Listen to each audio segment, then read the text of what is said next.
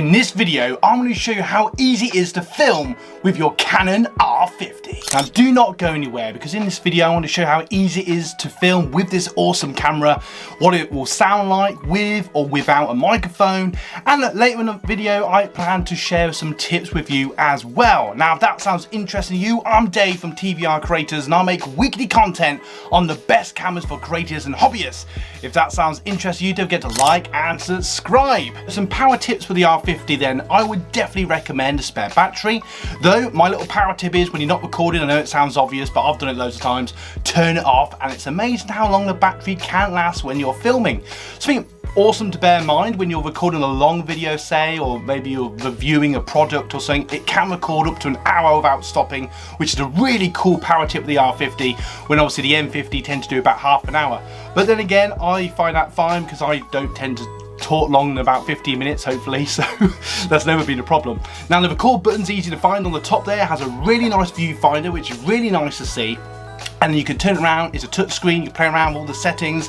I recommend put it into video mode and off you go, making it really easy. Now it has a kit lens that comes with it, which is 18-45mm, which is really nice for recording video or taking that really nice photo for your thumbnail for the video.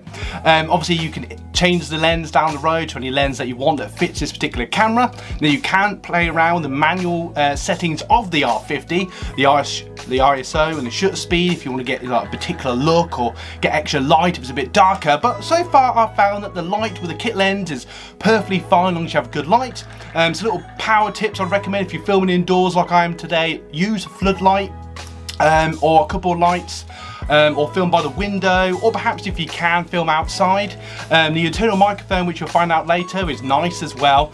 And obviously I'll definitely recommend, because it has a mic jack, which is fantastic for us creators, attach a microphone to this camera, which will massively improve the audio of your camera. So we're now using the Canon R50. See if it looks different. As you can see, you can auto focus on the face, which is really cool. At the moment I'm using the microphone, the internal microphone of the R50.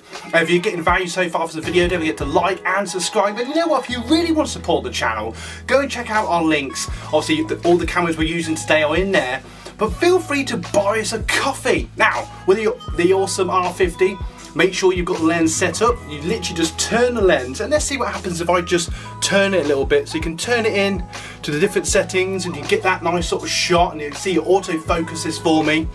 I'm just going to put it back to 18. I would recommend leaving it on 18. It gives a nice sort of wide angle shot, especially if you're in a small room like I am today, which is really cool to see. Let's see what it sounds like then with its external microphone. Now for me, this is a really interesting experiment. I'm now using my Rode external shotgun microphone.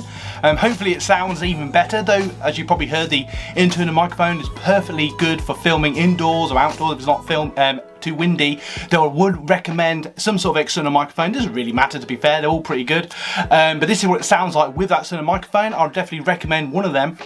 Now SD card, I'll definitely recommend a 32, 64, whatever SD. Get a nice extreme one because you want to record in either HD or 4K. Just bear in mind that 4K, especially if you're recording 60 frames per second, will take up much more video. I massively recommend 25 or 30 frames per second in either HD or 4K, and that will bring the file size way down, easier for editing and your computer. I would definitely recommend what I call the creator's best friend, a tripod. Get a decent one that goes up to about 73 centimeters, just so you've got a nice sort of level. I always like to have it slightly above my eye level. It just sort of looks a bit more professional and that sort of thing. What else would I recommend? Obviously you can play around. I can see perfectly the flip screen of the camera, which is really nice, and I just like the fact that this camera sort of follows me around, which is really nice. And I hope you can sort of see that as well. It's really nice. Only little power tips I think of. To be honest, I would just recommend just playing around with the R50. My massive, biggest tip, if you don't get anything else from this video, is just put it into video mode, press record and experiment, because ultimately you're the one using this camera, and ultimately it really is that easy to use.